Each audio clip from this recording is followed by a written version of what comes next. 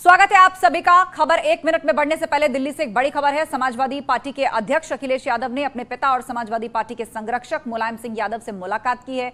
चाचा शिवपाल की नाराजगी की खबरों के बीच ये मुलाकात काफी अहम मानी जा रही है। शिवपाल के बीजेपी में जाने की अटकलें तेज हैं, तो शिवपाल की नाराजगी को लेकर दोनों के बीच बातचीत हुई है। कुछ दिन पहले शिवपाल ने भी मुलाकात की थी और अब दिल्ली में मुलायम सिंह यादव और अखिलेश यादव के बीच में बातचीत हुई है। अखिलेश ने मुलायम सिंह यादव से मुलाकात की है और उसी मुलाकात की ये तस्वीर भी आप देख रहे हैं। बताया जा रहा है कि थोड़ी दिन पहले शिवपाल यादव ने भी मुलाकात मुलायम सिंह यादव से की थी और अब अखिलेश यादव उनसे मिलने पहुंचे हैं। इस बीच शिवपाल यादव के बीजेपी में जाने के कयास लगाए जा रहे हैं। अटकलें तेज हैं। जिस तरह से वो बयान दे रहे हैं सपा के खिलाफ, बार बार मानहानि होने के बयान उनकी तरफ से सामने आ रहे हैं। चुनाव में दोनों साथ आए थे, उस वक्त भी नेताजी ने इसमें महत्वपूर्ण भूमिका निभाई थी और अब चुनाव पश्चात जो है एक बार फिर से संबंध विच्छेद होते दिख रहे हैं। शिवपाल यादव की नाराजगी खुलकर सामने आ रही है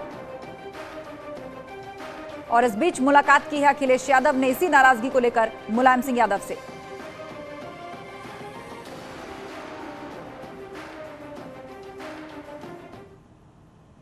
उधर शिवपाल यादव ने आज ट्विटर पर प्रधानमंत्री नरेंद्र मोदी, मुख्यमंत्री योगी आदित्यनाथ और बीजेपी नेता दिनेश शर्मा के पर्सनल ट्विटर हैंडल को फॉलो करना शुरू कर दिया है। और इस खबर के सामने आने के बाद शिवपाल यादव के बीजेपी में जाने की अटकलें तेज हो गई हैं और कहा जा रहा है कि शिवपाल यादव अपने भतीजे और समाजवादी पार्टी अध्यक्ष अखिलेश यादव से नाराज हैं। पिछले दिनों एसपी विधायकों की बैठक में न बुलाए जाने से शिवपाल यादव ने नाराजगी जताई। जसवंत नगर सीट से सपा के टिकट पर विधायक शिवपाल यादव ने अखिलेश यादव पर उपेक्षा का आरोप लगाते हुए पार्टी के संरक्षक और अपने भाई मुलायम सिंह यादव से इसकी शिकायत भी की। लगातार अखिलेश और शिवपाल के बीच आ रही खबरों के बीच लखनऊ की सियासत तब और गर्मा गई जब शिवपाल ने मुख्यमंत्री योगी से मुलाकात कर ली।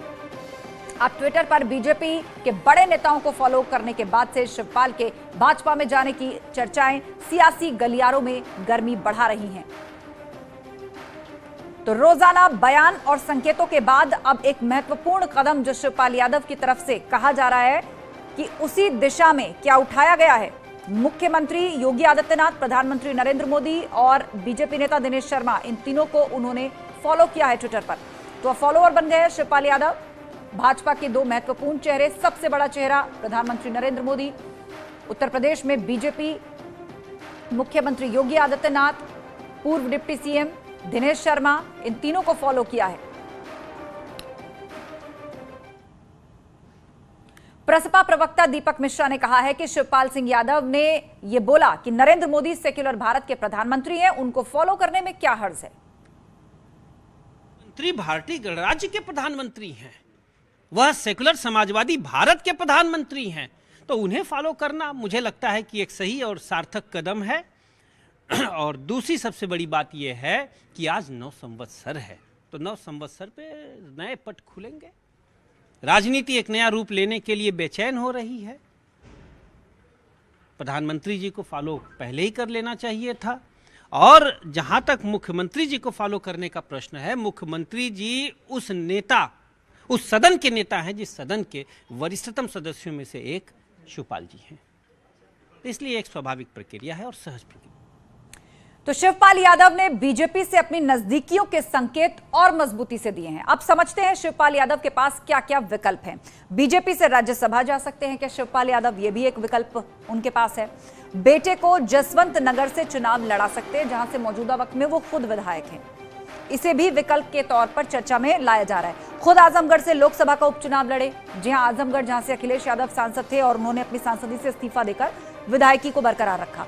समाजवादी पार्टी में बड़ी फूट हो सकती है। शिवपाल यादव यदि नाराज हुए तो क्या वो समाजवादी पार्टी में एक बड़ी फूट डाल सकते हैं, कुछ और लोगों को अपने साथ जोड़ सकते हैं। एसपी के गढ़ में वोट की सेंधमारी कर सकते हैं। उत्तर प्रदेश में यादव वोट बैंक जो है वो 9% है और समाजवादी पार्टी का कोर वोट बैंक है यादव वोट बैंक। तो ऐसे में एक महत्वपूर्ण चेहरे, संगठन कुशलकर्ता शिवपाल यादव माने जाते हैं, तो क्या एसपी के गढ़ में भी वो वोट में सेंधमारी कर सकते हैं। ये भी एक बड़ा फैक्टर है जो उनके साथ जोड़ करके देखा जा रहा है। सीएम योगी आदित्यनाथ 2 दिवसीय गोरखपुर दौरे पर हैं। उन्होंने पहले अधिकारियों के साथ बैठक की और कल नेपाल के पीएम शेर बहादुर के आगमन की तैयारियों की भी जानकारी ली। सीएम योगी काशी विश्वनाथ के दर्शन भी करेंगे।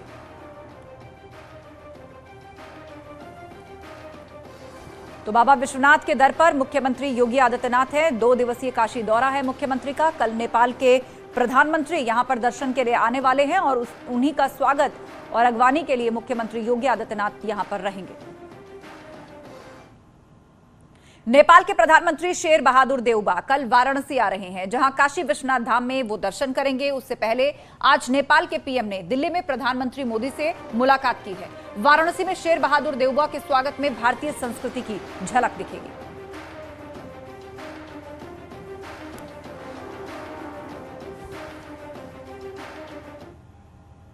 उधर बरेली में समाजवादी पार्टी के विधायक शहजील इस्लाम ने सीएम योगी को लेकर एक विवादित बयान दिया है। उन्होंने कहा कि अगर आवाज निकली तो हमारी बंदूक से गोलियां निकलेंगी। साथ ही यह भी जोड़ दिया कि अब सदन में मजबूत विपक्ष है।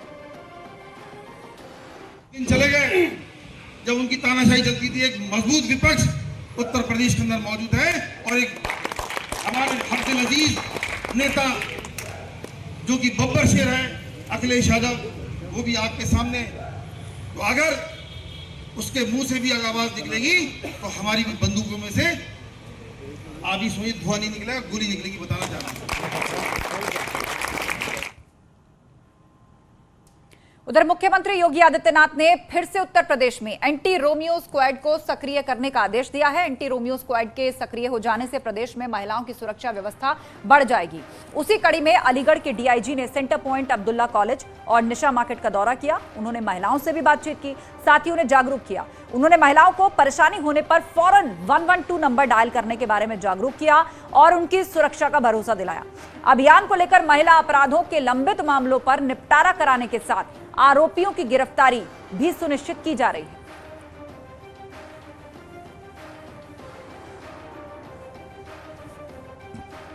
जो अभियान पहले से चला आ रहा था, उसी अभियान को हम लोग फिर से एक नए सिरे से चला रहे हैं। इस अभियान का उद्देश्य है कि जो हमारी आधी आबादी है, जो 50% महिलाएं, वो अपने को सुरक्षित महसूस करें। जो कॉलेज है, जो स्कूल है, जो कोचिंग संस्थाएं हैं और जो महिलाओं से संबंधित बाज़ार हैं, जहाँ उनकी संख्या ज़्यादा रहती है, वहाँ पर कोई छेड़खानी की घटना नहीं हो, उनके साथ कोई बदतमीजी नहीं हो, कोई उनका पीछा नहीं करे या कोई आदमी उनके साथ किसी तरह का अपशब्द दुर्व्यवहार नहीं करे। वहीं बुलंदशहर में बैंक लूट की घटना हुई है। कुछ नकाबपोश बदमाशों ने इस लूट की घटना को अंजाम दिया है। बैंक कर्मचारियों को उन्होंने बंधक बनाया और बताया जा रहा है इन बदमाशों की संख्या 3 थी, जो कि नकाब पहनकर बैंक में दाखिल हुए। कर्मचारियों को बंधक बनाया और इस लूट की वारदात को अंजाम दिया। बैंक से 18 लाख रुपए बदमाशों ने लूट लिए। सियाना कोतवाली के बस स्टैंड के पास की यह घटना है, जहां पर एक बैंक से 18 लाख रुपए लूट कर भाग गए बदमाश। पूरी प्लानिंग के साथ इस बैंक में दाखिल हुए थे, नकाब पहना हुआ था। कर्मचारियों को बंधक बनाकर 18 लाख की उन्होंने लूट की।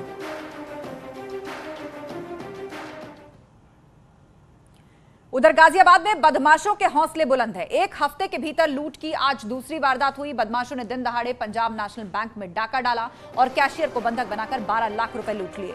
वारदात नंदग्राम थाना क्षेत्र के नूरनगर इलाके की है। बताया जा रहा है कि घटना के वक्त बैंक के गेट पर सुरक्षा कर्मी तैनात नहीं था, तभी हथियारबंद बदमाश बैंक में दाखिल हुए और लूट की वारदात को अंजाम दिया। आपको बता दें 28 तारीख को भी बाइक सवार बदमाशों ने पेट्रोल पंप कर्मचारियों से 25 लाख की लूट की थी, लेकिन 2 दिनों के भीतर ही लूट में शामिल मुख्य आरोपी ने सरेंडर कर दिया।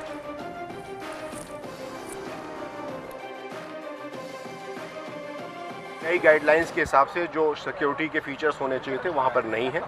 पुलिस की तरफ से एक रिटन इंटीमेशन इसमें दे दी गई थी बैंक मैनेजर को, फिर भी ये इंसिडेंट हुई है जिसमें से लेस देन 10 अभी काउंट कर रहे हैं 7 लाख 8 लाख रुपए कैशियर से छीन करके भागे हैं।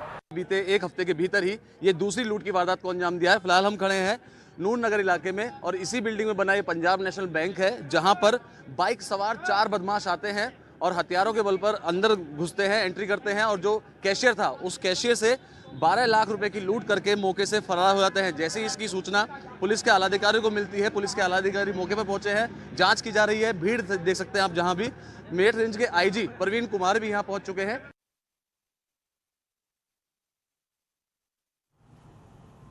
उधर योगी सरकार 2.0 में पुलिस भी फुल एक्शन में दिख रही है। अपराधियों और बदमाशों के खिलाफ पुलिस का ऑपरेशन क्लीन जारी है। बुलंदशहर से लेकर शाहजहांपुर, मथुरा और हापुड़ से एनकाउंटर की खबरें सामने आई हैं। पुलिस मुठभेड़ में बदमाशों ने पुलिस पर फायरिंग भी की, जिसके जवाब में पुलिस ने फायरिंग की।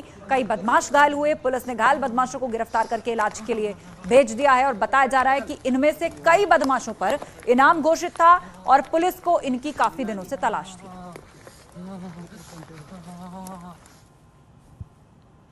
वहीं फतेहपुर के ललौली थाना क्षेत्र से लव जिहाद का मामला सामने आया है। एक मुस्लिम युवक पर आरोप है कि उसने शादीशुदा महिला को बहला फुसलाकर गाजियाबाद वो लेकर आया और वहां पर उससे निकाह कर लिया। युवक पर महिला के जबरन धर्मांतरण कराने का आरोप है। फतेहपुर एसपी का कहना है कि महिला के पति की तहरीर पर आरोपी युवक के खिलाफ धर्मांतरण का केस दर्ज कर लिया गया है। आरोपी को गिरफ्तार कर पुलिस ने जेल भेज दिया है। मामले की जांच जारी है। तो फतेहपुर के ललौली थाना क्षेत्र का रहने वाला एक व्यक्ति अपने पड़ोसी शादीशुदा युवती को भला फुसलाकर दिल्ली ले गया, वहां निकाह कर लिया और धर्म परिवर्तन करने के बाद रहने लगा।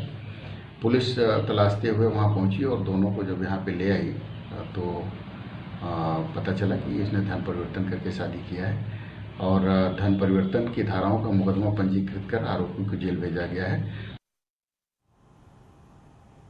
उधर कानपुर का हैलेट अस्पताल एक बार फिर से सुर्खियों में है। आरोप है कि अस्पताल में एक हिस्ट्री शीटर है जो कि अस्पताल में हर फाइल खोलने से लेकर मरीजों को डिस्चार्ज करने तक की हर प्रक्रिया में शामिल रहता है।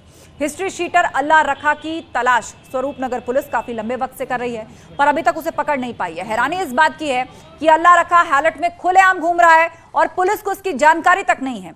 हिस्ट्री शीटर ने अस्पताल में अपना अड्डा बना लिया है और डर की वजह से मेडिकल स्टाफ भी शिकायत करने की हिम्मत नहीं जुटा पा रहा।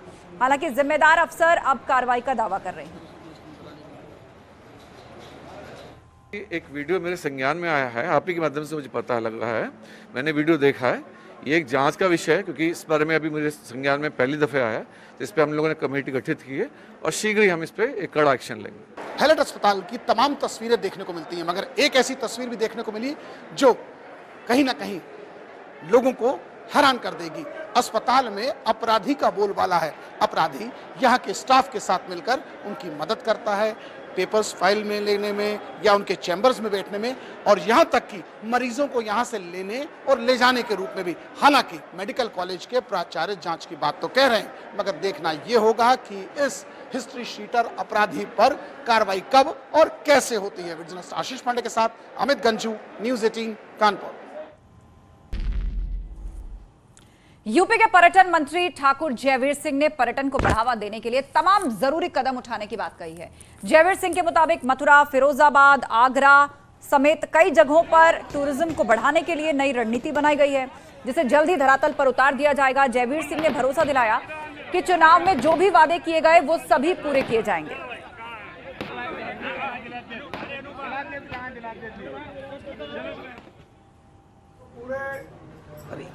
भारतीय जनता पार्टी की जो आत्मा है वो सांस्कृत राष्ट्रवाद है, और सांस्कृत राष्ट्रवाद के आधार पर हम परंपरागत मूल्य, भारतीय संस्कृति, भारतीय कल्चर, भारतीय पुरातन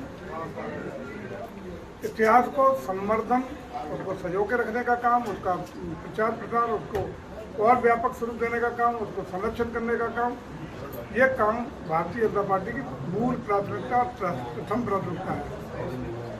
हमारा दो विभाग हैं, एक तो पर्यटन और संस्कृति। पर्यटन का मतलब हिंदुस्तान में पहला कदम रखने वाला किसी भी विदेशी अगर कोई यात्री आता है, विदेशी पर्यटक आता है, तो पहला कदम उसकी चॉइस उत्तर प्रदेश हो, ये हमारा सपना है।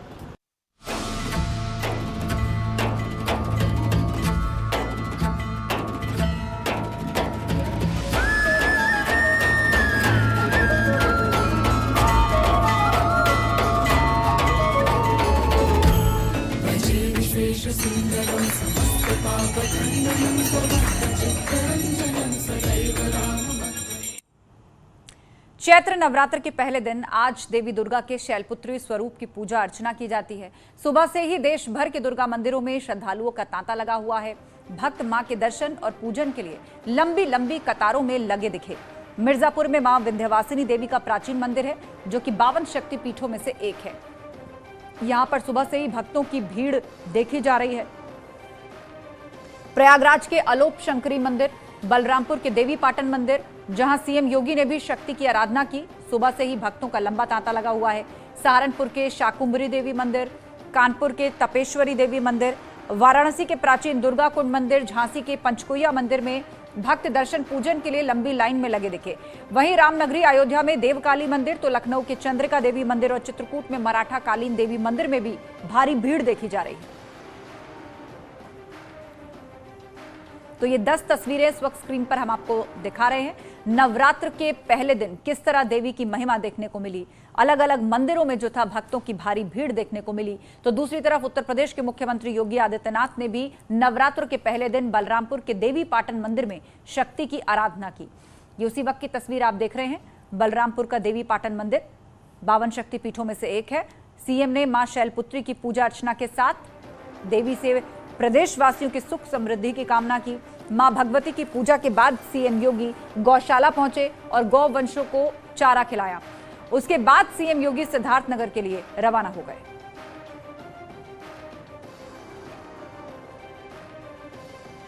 तो ये 3 तस्वीरें हम आपको दिखा रहे हैं। मुख्यमंत्री योगी आदित्यनाथ बलरामपुर के देवी पाटन मंदिर पहुंचे। यहां पर उन्होंने पूजा अर्चना की और गौवंशों को चारा भी खिलाया। गौ सेवा भी वो करते नजर आए।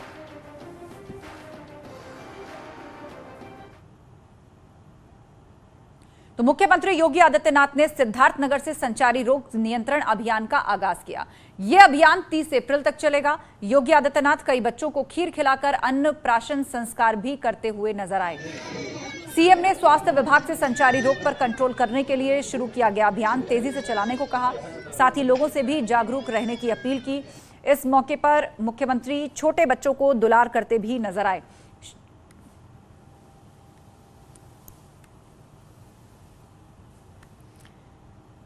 तो इलाज से ज्यादा बचाव अहम है और इसीलिए संचारी रोग पखवाड़े का भी आरंभ कर दिया गया।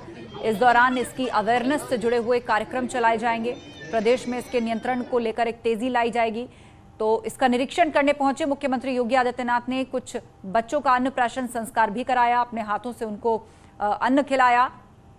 अन्नप्राशन संस्कार के बाद ही बच्चों को अन्न देने की शुरुआत होती है और कुछ इस अंदाज में कुछ छोटे बच्चों के का उन्होंने अन्न प्राशन संस्कार संपन्न करवाया।